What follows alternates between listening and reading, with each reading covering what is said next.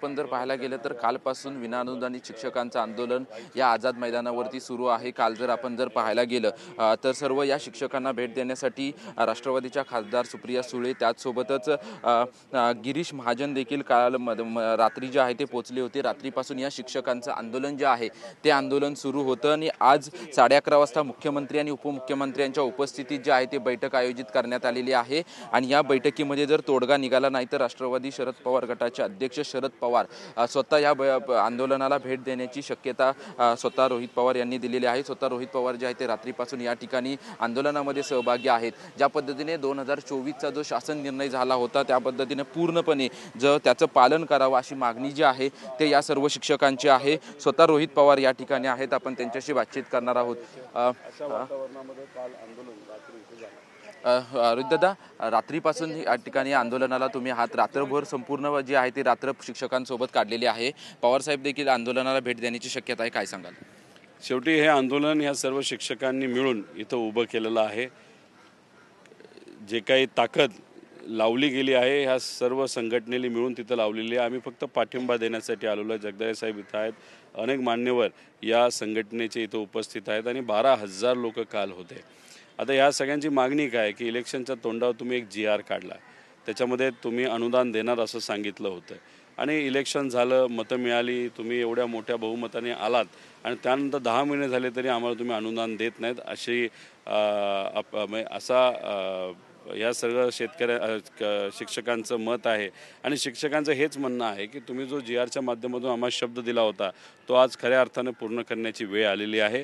आणि काल त्यांची सगळ्यांची भूमिका अशी होती की आम्ही इथून हटणार नाही, आम्ही इथून उठणार नाही।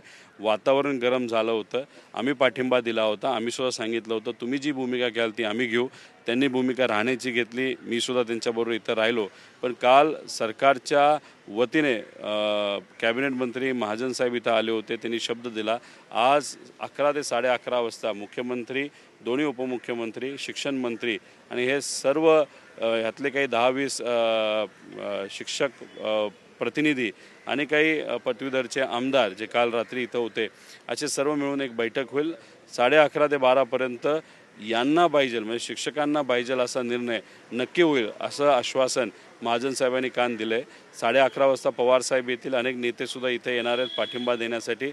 आता आमचा सगळ्यांची आशा आहे, नाहीतर विश्वास आहे असं आपण म्हणूया की हे सरकार याबाबतीत नक्कीच सकारात्मक काहीतरी निर्णय घेईल। शिक्षकांचं म्हणणं आहे की 2024चा जो GR काढला होता त्याची अंमलबजावणी काटेकोरपणे करावी, कारण वारंवार राजकारण्यांकडून प्रश्न उपस्थित केला जातोय की निवडणुकीच्या अगोदर ही घोषणा केली आणि त्यानंतर कुठेतरी याची अंमलबजावणी करण्यात आलेली नाही। अधिवेशनामध्ये सुद्धा जेव्हा आम्ही हा मुद्दा मांडतो त्याला उत्तर काय योग्य पद्धतीचं येत नाही, आम्हाला येतच एवढंच उत्तर येतं की योग्य वेळेस आम्ही करू।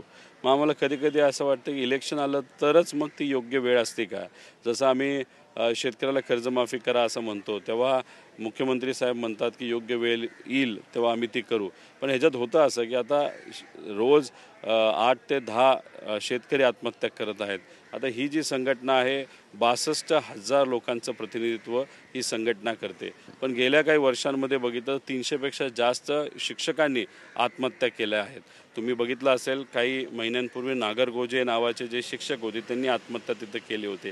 म्हणजे हे सुद्धा शेवटी माणसं आहेत, परिवार ह्यांना आहे आणि सरकारने GRच्या माध्यमातून इलेक्शनच्या आधी जो शब्द दिला ते सुद्धा 1 दिवस आधी तो GR तर तुम्ही काढलेला आहे, अंमलबजावणी करा, बस यांचं तेवढंच म्हणणं आहे। धन्यवाद आमच्याशी बातचीत केल्याबद्दल। आपण पाहतोय की 2024च्या सप्टेंबरमध्ये जो GR काढला त्या GRची अंमलबजावणी करा एवढंच आमचं म्हणणं आहे। त्याचसोबतच 11:30 वाजता स्वतः शरद पवार देखील या आंदोलनाला भेट देणार आहेत।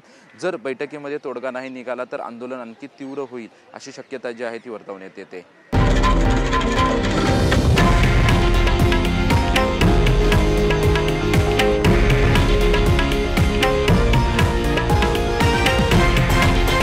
हे आहे देशातील नंबर 1 न्यूज नेटवर्क आणि आपण पाहत आहात TV9 मराठी, एकमेव।